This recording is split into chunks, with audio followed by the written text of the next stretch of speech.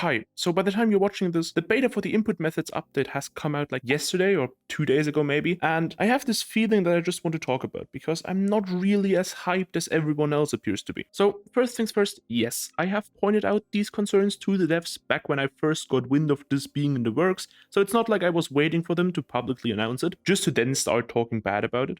Okay, so step one in this debate has to be the good and the bad of this update. The good is very obvious. There are very few games on mobile which offer proper controller support, and so COPS could turn into a bit of a mecca for controller players, especially with the added benefit of being able to just play matchmaking with your non-controller friends. Kinda similar thing for keyboard and mouse, but I would say that there are far fewer people who own a mouse and keyboard but don't own a PC where they could obviously play like 4 generations of Counter-Strike right now. On console, there are far fewer games similar to COPS, so I could see a few people who desire a game like that to just connect their controller to their phone or iPad and just give COPS a try. This is good for COPS for monetary reasons, but also because Critical Ops now joins the select group of games with proper controller support. Now, allow me to talk about the bad. I think controller support is great. Controllers and touch are pretty similar in terms of skill ceiling, just with controllers having a higher entry level because playing with 4 or more fingers on a controller comes far more natural to most people than to do the same thing on a touch screen. With mouse and keyboard, however, not only does everyone natively use 7 fingers and a whole arm, but the skill ceiling is also proven to be much higher as well. The main difference here is aiming. Allow me to give you a little breakdown on how sensitivities work on mobile. Imagine a triangle of stats like this. This side is your stat for speed, this side is your stat for precision, and this side is for consistency. On mobile, you have 3 kinds of sensitivities. You could, for example, use a high base sensitivity with no aim acceleration. This gives you a decent score in the speed stat because it allows you to adjust to situations very quickly. I would give it about half score in the consistency because on one side, you're going to win a ton of gunfights that nobody else will be able to win, and because you don't use acceleration, you will build muscle memory much faster. But as soon as your gunfights become more focused around minor adjustments, perhaps due to range or because you can't see much of the enemy, you have a massive disadvantage. And on that note,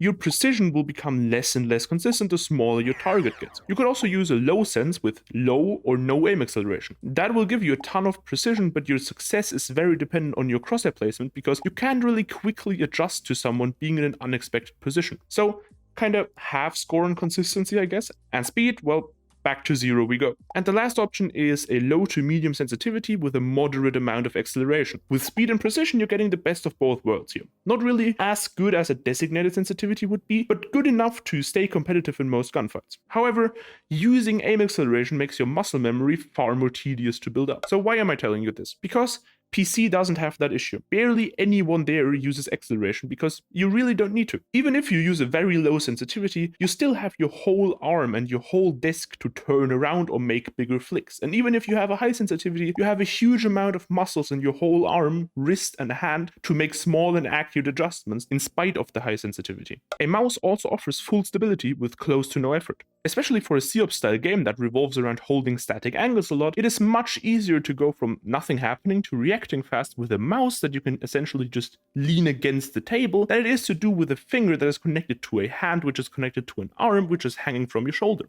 More muscles that can slightly twitch, less stability in general, and obviously also the fact that as soon as you slightly move your finger or hand or forearm or elbow or torso, everything else moves with it ever so slightly.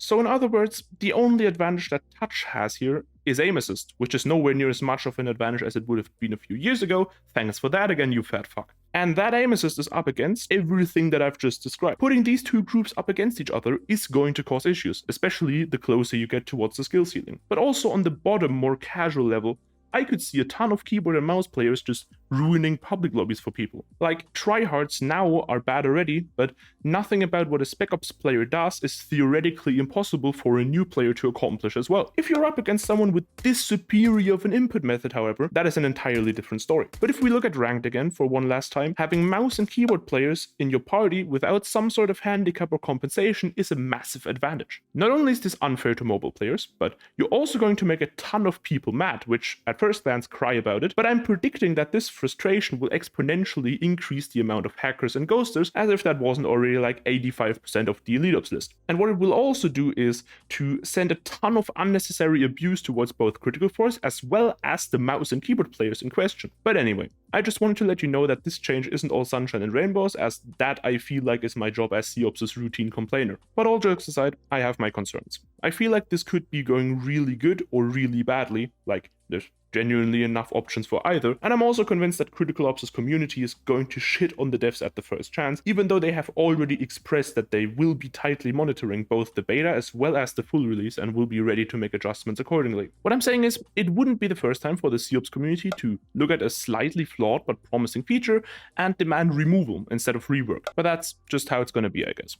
To end this, I would like to give you my feedback on the update. I see the benefits of this update, I really do, but I have my doubts over the timing of it.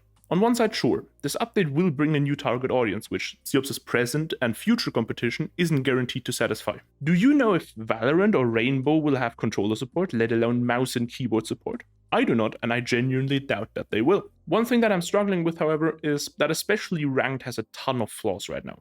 Many gameplay-related ones that there is no fix in sight for, and many problems in terms of hackers, ghosters, and matchmaking, a fix for which probably isn't even possible. With this input methods update, especially with allowing mouse and keyboard, I see a ton of potential.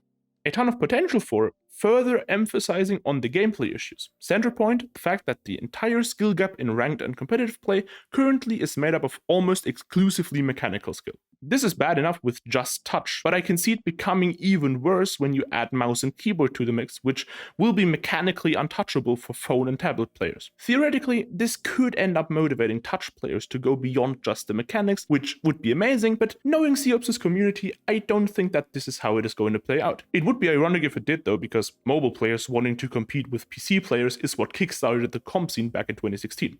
I doubt it though. And as I said before, most of the community is going to get frustrated. But instead of using this frustration to push beyond what is thought possible currently, they will dodge the problem at hand, and both ghosting and hacking, but also toxicity, will become an even more widespread issue than they currently are. That concludes my take on the matter.